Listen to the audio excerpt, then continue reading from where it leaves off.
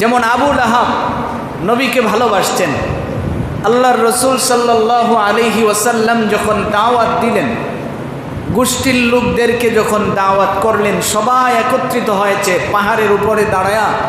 নবী যখন বললেন যে আমি মুহাম্মদ আজ থেকে নবী হয়েছি, আপনারা আমাকে মানেন, তখন আবু লাহাব ওখানে দাঁড়ায়া এই কথা বলেছিল, তাব্বাল্লাকা লিহাদা জামাতানা, যে শোনো, তোমরা এই কারণেই কি আমাকে একত্রিত করছো? তুমি কি এই কথাটা বলার জন্য একত্রিত করছো? তুমি ধ্বংস হয়ে যাও, তোমার হাত ধ্বংস হয়ে যাক।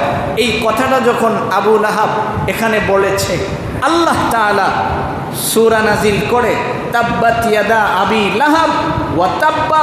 রব্বুল আলামিন এই সূরা নাজিল করে আবু লাহাব যেই ভাষায় বলছে, আল্লাহ এই ভাষায় সূরা নাজিল করে বলছে, ও তো নবীর হাত ধ্বংস হওয়ার জন্য বদ্ধ।